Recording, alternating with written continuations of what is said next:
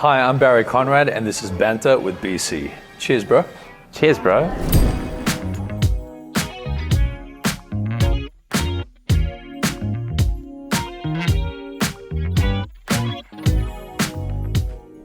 And today I'm here with Thomas Malucelli. Yeah. Thomas, do you want to introduce yourself to the people? Absolutely. Well, thank you for having me first and foremost. I'm Thomas Malucelli. I am Italian originally, half English, been in Sydney now for 10 years. Probably know me because I was recently one of the 3 Bachelors on Channel 10, looking for love, didn't find it. And I'm someone who is just really passionate about health, wellness, biohacking, and just generally helping people feel amazing. And to kick things off, we'd like to start with something called 2 truths and a lie. Do you know how this works? Yeah, 2 truths and 1 lie. I set a house on fire. I am a global champion. I used to be Prince Charming at Disney World in Florida.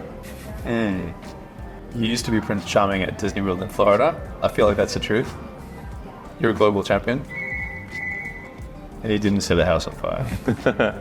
Okay, so the lie is I wasn't Prince Charming. I used to work at Disney, but I wasn't Prince Charming. That was too obvious. So basically I lost. Give me yours. You ready for mine? Yeah. Okay.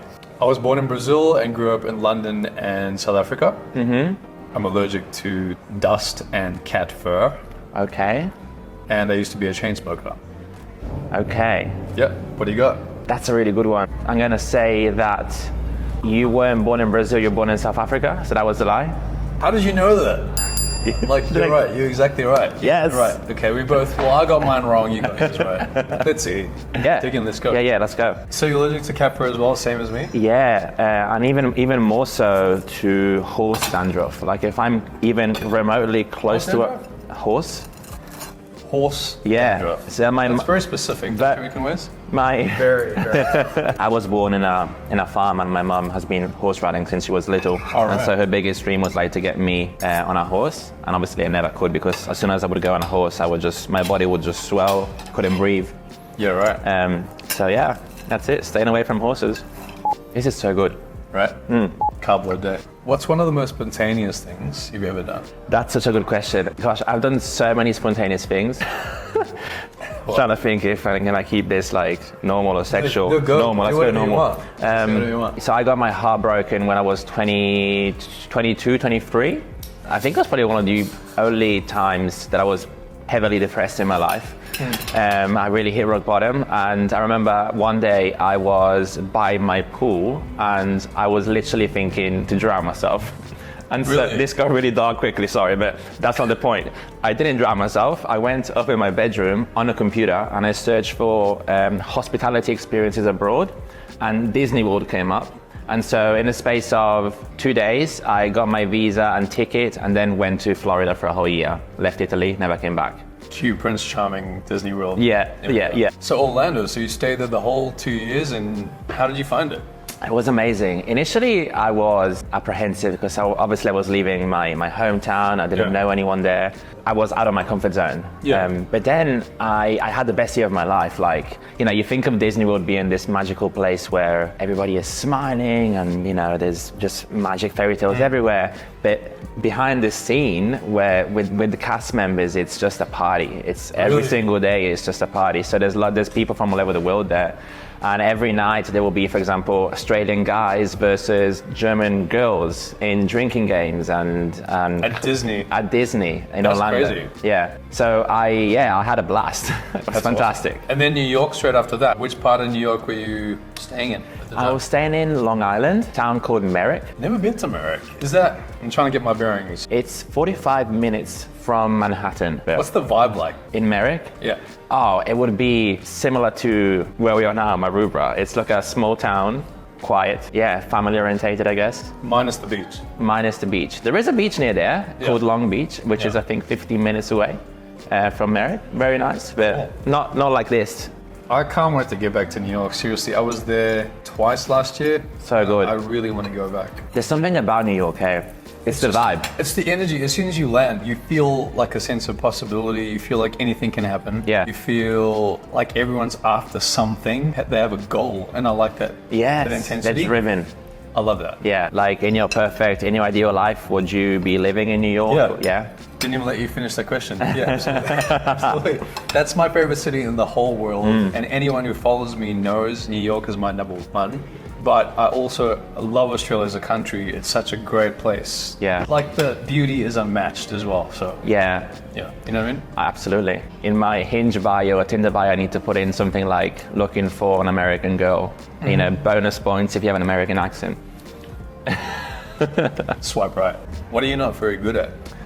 I'm not very good at many things, but I think one of the things that I'm not good at that bothers me, and I still have done nothing about it, is I'm not a good dancer. For real? Yeah. But I thought you DJ and you're into your music and stuff, so you're not. Yeah, I mean, you know, with DJing, I'm DJing house music or deep house, so it's like, you know, everybody can do that one. If I go in a club and there's R&B music or hip hop and I see people with the moves like twerking and just like owning it, I'm like, I wish I could dance. I'm terrible. So what are you doing when like an R&B hip hop song comes on? You're in the club. Yeah. What are you doing? I'm usually probably sitting at the bar, watching people dance, having a drink, doing these with my head. What about you, man? I've said before that I can't surf. I really want to learn. But one thing that I want to do is learn another language. I've always loved Spanish. It's a sexy language. It's really cool. French. I failed French miserably in school. Did you? Yeah. My French teacher hated me. Ik kan praten beetje Afrikaans. Okay. Which is like, I can speak a little Afrikaans. Yeah. Because in South Africa, we have to learn English and Afrikaans compulsory in Yeah. school. But I want to add another language to my That's good. bagatrix. Yeah. What's the weirdest job you've been asked to work at? Like an event or... Whoa. I did sort of like a hens event with like not much clothes on. Yeah. So anything that's kind of weird. Oh, okay. Give me like a funny... Yeah, one of my best friends before he started seeing his current girlfriend was a stripper, and he got asked to go and work on this yacht for a hen's party. And then he said, "You want to come and work with me? They want a second guy as well." And I ended up going with him, and initially it was just us in jeans, serving them and, you know, playing games and stuff. Like topless waiting? Topless waitering. Okay. Yeah. And then afterwards they said to us, "Do you mind taking your jeans off?" And so my friend, you know, entrepreneur, was like, "Yes, of course, it's gonna be $200 extra for the both of us." They're like, "Okay, sweet." Yeah. And so we ended up finishing off with just our underwear, and then they wanted to play games, and he was just attaching post-its on our bodies, and then the girls were blindfolded trying to guess where these post-its were, but they had to take them off with their mouth. And so I felt like a piece of meat essentially for those 3 hours. So you felt like that? Yes, exactly like that. It was fun though. I love all things like that. Would you do something like that now if someone asked you to do? Yeah. You would? Yeah. For the right price? For the right price, of course. Yeah. I'm a man of service. Yeah. Whatever I need to do to pleasure, I'll do it. Scorpio. Yeah, that's it. Steroids. How good is this burrata? This burrata is absolutely amazing.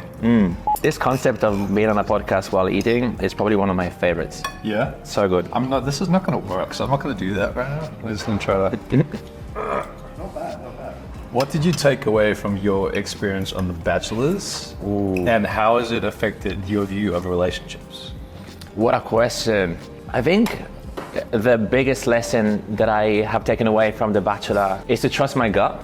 That a red flag is a red flag. And I know this term is used a lot now, but like your gut will always tell you what's right and what's wrong. And so I ended up making some decisions on the show because I was in my head and I wanted to like make things work. But then my gut was like, oh, no. I ended up like following my head as opposed to my gut anyway. Obviously, it didn't turn out the way that it was meant to be because my gut was telling me. So biggest lesson for sure, trust your gut. Your gut always knows. And has that affected the way you view relationships? Yeah, I think now going into a date or knowing, you know, what I want, I definitely make sure that we are both on the same page. We both have, you know, some of the most important values aligned, because I've realized that compatibility is really important. Yeah. And you know, after the initial infatuation will go away, and you know, obviously the honeymoon phase, then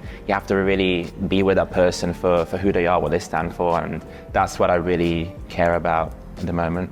Yeah, right. Yeah. That's awesome. And I used to be the guy that thought, oh my God, I wanna have a blonde girlfriend, beautiful, sexy. And now I realize that the most important things for me is obviously having somebody who takes care of her body, but like somebody who makes me feel seen, somebody who understands me, somebody who actually wants to spend quality time with me. And the fluff is just a fluff. Amazing. Following on from that, what is your biggest rejection in life? The biggest one probably was me being fired from Disney. How did that happen? Was this after like a night of craziness with the other workers, or? No, so essentially, I made a mistake. One of my runners sent up wrong dishes to one of my tables, and I had no idea. And then the manager called me up to see what happened because the table complained. And I said to them, look, it wasn't me. I have got no idea what happened. But obviously, because I was in charge of that section, it was still my fault. Like, you are supervising, you need to know what's happening. And as a punishment, he gave me, I think it was like 500 roll-ups to do at the end of my shift. And that night I had to What go. is So you're rolling cutlery into a napkin. 500. 500, that's at least like an hour and a half. The napkin is very sophisticated. And that night I was like, no way, like I need to go out and have a party with my friends. And so I didn't do the punishment. And then the day after, he called me after I paid rent, and he's like, Thomas, you're one of the best waiters, blah, blah, blah, blah. But what you did is unacceptable. You refused the punishment in front of your co-workers, and so I need to set the example. Give me your ID back, you're terminated. That's the word he used. You're terminated. And I had $1,000 in my bank account because I would spend all my money partying, obviously. And I was like, I need to go back to Italy. Like, I don't know what else to do. And then luckily my girlfriend was like, okay, let's sort this out. And she went and quit her job. And then we drove to her house in New York. It's like you are the weakest link, goodbye. You're terminated. See you later. See you later. Yeah. Can they legally do that as well? They could just let you go. Yeah. Because there's so many people that apply for Disney, they've got like a surplus of cast members. You're not the first one. We got like a whole list back here. Yeah. See you later, go back to Italy. Yeah. On the yacht, I felt like a piece of meat. At Disney, I felt like a number. And how did you feel on The Bachelor? On The Bachelor, I felt a bit like a piece of meat as well. Yeah, to be honest. What a wicked experience that was. What made you decide to go on that show? Funny story. So I was watching Too Hot to Handle on Netflix. Which one? Which season? This first season with Harry Josie. I only watched the one where there was a South African guy, Oh, the black guy. the black guy, yeah. I think it was probably season 2 or 3. That's the only one that I watched. I was in New York when I watched it. You like it? I mean, you couldn't look away. Yeah. Because I'm like, I don't watch reality TV. What's the next episode? Same. I was like, shit. So I watched it. I watched the whole season in like 2 days, and I was like, Jesus, like these guys are all hot. They're all looking for love. And I was like, I was just working along at home, and I was like, I really want to go on a TV show because I was single. I'm ready to find love, and I was also quite attracted to the idea of putting myself out of my comfort zone. And perhaps even getting the visibility that you get on a TV show. Yeah, I'm gonna be honest. Yeah. And so I started visualizing and manifesting, and then 2 weeks later, I received a message from a casting girl, and she was like, hey, we're looking for hot guys for a TV show. Are you single and are you interested? And I was like, yeah, she's joking. And I was like, single and ready to mingle. What's the next step? And then then we went on Zoom calls, and after 3 weeks, I was on the show. And that's crazy. What did your family think about it? My family was all for it. My mum has always been someone that tells me, just go and have experience, just go and do it. And so, yeah. I always think about the whole thing where you can't ever get time back, and it's all about experiences. So if you want to go for something, just go for it. And it's better to go, wow, I did that, rather than what would happen if I didn't. So that regret. Absolutely. You know what I mean? I'm curious, so what is your biggest rejection? I auditioned for the Wolverine movie. I'm like a huge Marvel fan.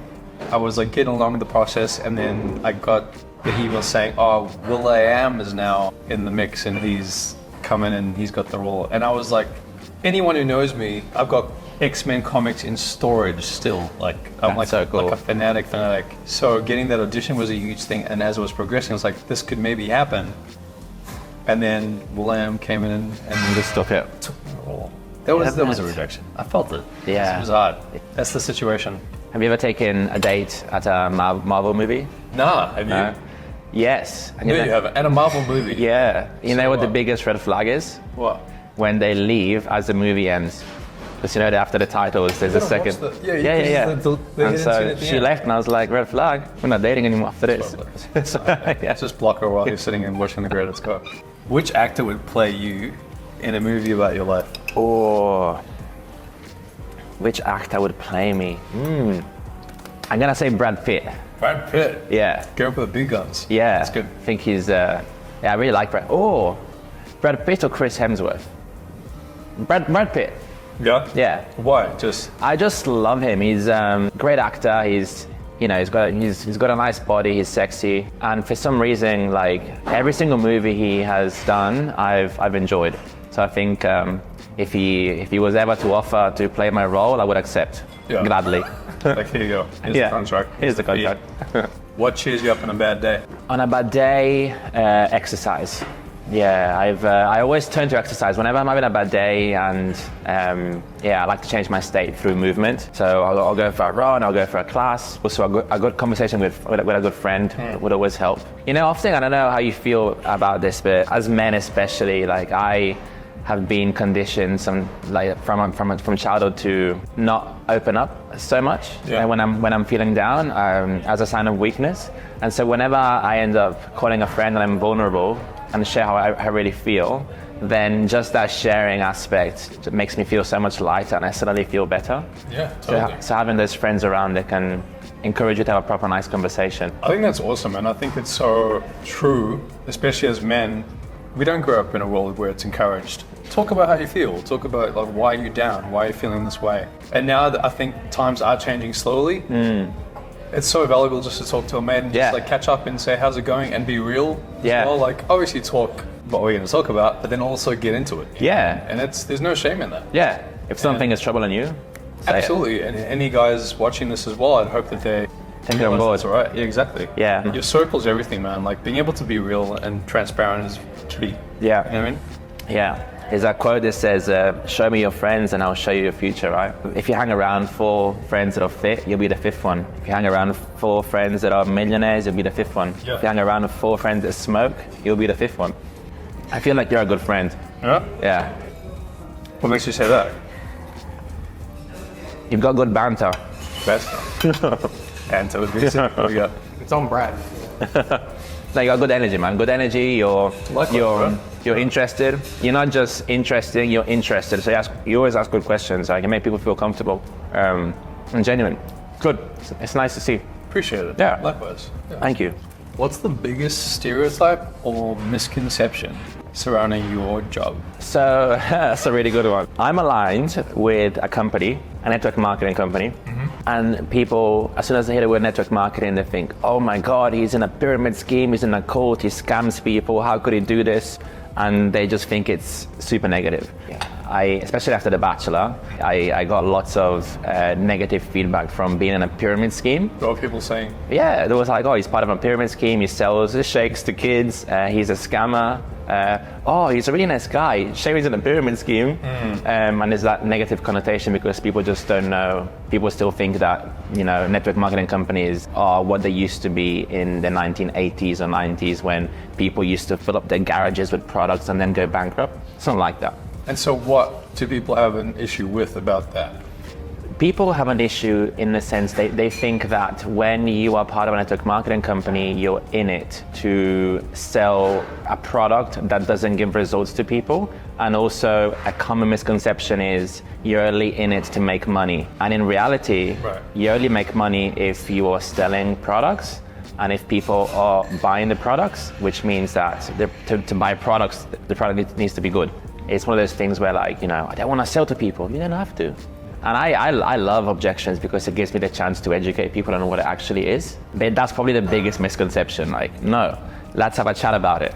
It's not like that. I can tell that it affects you. Yeah. I'm glad that you can talk about it. It's interesting. Yeah. I think anything to do with, especially now, with health and wellness, there's so many conflicting points of view about keto, paleo, vegetarian, vegan, carnivore, supplements, no supplements, pre-workout. It's so confusing, right? As someone who's into biohacking and health and wellness, how do you stay true to what your own philosophy is, and how do you block the noise out about that? Yeah, and that's why I'm so passionate about biohacking, because biohacking essentially is a do-it-yourself approach where you are self-experimenting on your own body what is good for you. Like, What do you mean self-experimenting? Okay, explain that a bit more. So, like you said, right, there's keto, there's intermittent fasting, there's isogenics, and there's this and there's that. You might have amazing results with keto, or you go vegan and your energy improves. I probably will go vegan and I will have worse results than you because we're not the same. And with biohacking, it's all about getting to know your body really well and then finding the approach that best works for you. And so for me, it's all about understanding myself first and being okay with not following the trends, but I guess putting my mad scientist hat on and then figuring out what is good for my body. Yeah. And so that's kind of the approach that I like to use, and also that I teach my customers, my clients. I'm like, okay, don't follow the masses because they're lost. Let's figure out what's actually good for your body. Because it's all individual. Everyone's body is completely different. Completely different. We get sold, this is the way, the only way. Yeah. You have to follow this plan. But everyone's body is different. Yeah. So I do like the approach of, I'll try it. Yeah. If it works for my body, I'll stick with it. If it doesn't work, I'll change it. Correct. So it's fair, right? Yeah. Obviously, I think it's interesting to know the principles and the staples of good health and fitness, because they never change. But then it's about getting to know the other hacks and how they can improve your fitness, your performances, etc. Thomas, He said my name. pull out your phone. Oh shit. What's the last thing you Googled? Oh gosh. See if he plays ball. Oh, that's not, you can't really see this if you zoom in, but it's men's linen trousers, summer pants. I'm so glad it was nothing like. Huh? Nothing At outrageous. least you did it though. Yeah. It could have been anything, right? Yeah. So that's comfortable. Thank you, sir. That looks so delicious. What do we have here? It's a Thank you. lychee cafe lime. What was that? Lychee cafe lime. Vodka, triple sec. What's your favorite drink to make? Old fashion. That's your favorite? Yeah. Well, this Negroni old fashion. Banter BC is not over yet, so we'll see. Oh yeah. What's your weirdest habit? I don't know if this is a weird habit or not, but I'm a heliophile. Huh? So a heliophile is helio means sun, phile is addiction. I'm addicted to the sun. Okay. If the sun is out, even for just 5 minutes, 10 minutes, right there in that corner behind that car, you will see me sitting next to that car in the sun. Trying to grab the last race? Yeah. I will often be in the sun for hours. Like I will take my work outside on my balcony and just work in the sun. Would that be a weird habit? It's a first. I haven't heard anyone talk about that before, but it's a good habit. We need vitamin D. So Yeah. Yeah. No, you got to put the slip, slap. You got to. Yeah. It's a good habit. Yeah. Is that an Italian thing, or is it just a you thing? I think it's a me thing. I became a heliophile probably 3 years ago. To put it in my bio. I've just never heard that before. I just describe it as being solar powered. Yeah. Just solar powered. Put it in your profile. It's solar powered. Human solar panel. I like that. That's good. I try to catch the sun before 10. Yes. It just feels different too. Yeah. It's warm and nice. Yeah. But then it gets a bit harsh after that. Yeah. So a big biohacking Here we go. tool is if you manage to get to the beach or watch the sunrise when the sun first rises and literally look at it. It has tremendous, beautiful, positive effects for your health. Circadian rhythm, vitamin D, energy, mental clarity. It's insane. right. When it first comes up and then when it first goes down. Look at it. But yeah, really beneficial. When you go on holiday, people will obviously don't work for a couple of weeks, and that's okay, but they're still eating, they're still drinking, and they come back and it feels so good. Yeah. If you think about it, most people, it's because they spend so much time in the sun as well, and that just really charges you up. A lot of people from the UK and London, they're like, oh bro, I'm so depressed or so down because there's just no sun. No sun. Vitamin D. Vitamin D. What's your weirdest habit? Check in at a hotel. Yeah. Oh. Cool. I have to, I don't know why I do this, but I turn the AC down to 18 degrees. Okay. So as soon as I get in the room, I close the door, lock it, Yeah. and then I have to put it on 18 degrees. It's like so cold, but Yeah. to me, it's like, it's bliss. Interesting. And everyone was like, bro, it's freezing in here. It's like, well, this is normal. So I have to put to 18. And another one is if I walk into a room, if it's not my house, I won't do this, but if it's my place, I'll try to change the lighting. Really? Make it mood lighting. Okay. Because I don't like harsh. Atmosphere. Yeah. Oh yeah. I feel allergic to it. Hell yeah. Yeah. I'm the same. Like if I walk into a room, down lights are off straight away. Oh, Like, Same. so it's good. Yeah. very organized. Yeah. I'm so big on atmosphere as well. Like, Yeah, because it just adds to the vibe, Yeah. right? So I know you said you're into your music as well. Yes. What's your favorite Aussie song from the last couple of years? Oh gosh. Has to be Aussie. But come on, you do DJing and stuff too, right? Yeah. Oh, you've got me on this one. You've really got me on this one. Okay, I can do this. It's funny. Bubbles. It's funny because somebody on the show made fun of me as well because I didn't know any of the Aussie singers. Janae, if you're listening, this is for you. I listen to any kind of genre based on my mood, but house. I love deep house, pop, of course. Oh my God! They're my favorite band. Rufus. Yeah. Okay. Thank you. Thank you, sir. Welcome. What life challenge are you most proud of conquering? I think I've learned most of my lessons from breakups. One particular breakup in 2020, me and my partner at the time broke up and I thought it was going to be the best decision ever. And then after 2 months of me being single, it hit me. Yeah. Like I literally felt like a bus hit me in the face kind of. And normally back in the day, I would have distracted myself through partying, through, taking drugs and alcohol and stuff. But this time I was like, I really want to feel what's going on. And so I ended up just staying at home and just trying to feel all those emotions. And I started reading books, and then I started picking up books about relationships and women and sex. And for the first time in my life, I understood and confronted my ego. Elaborate, what do you mean? I was essentially living from a very egotistical place where I was selfish, and although I had always treated my partner really well, I didn't really prioritize her or our relationship or our future. It was only about me and me being seen and me getting this. And because of that, we weren't fulfilled in our relationship, and then we ended up obviously on the rocks. Right. And so I understood that for 33 years of my life, I was living behind a mask of what people thought about me and me putting on that facade. And I felt naked, I felt like a failure. Yeah, right. And it's almost like my identity got stripped away. And I think that for me, that moment was really crucial because I did the work internally to figure out what trauma I had to address and then not take it into the next relationship, if that makes sense. So that was probably my proudest moment, yeah. And then, things happen after that. Well, I don't know if you can relate. Then because I ended up healing and growing, I was like, fuck, now I really want to have my girlfriend back because I'm a different version of myself. But then you can't play on broken strings at the same time. So that person comes into your life to teach you a lesson. Yeah. The blessing is to find it.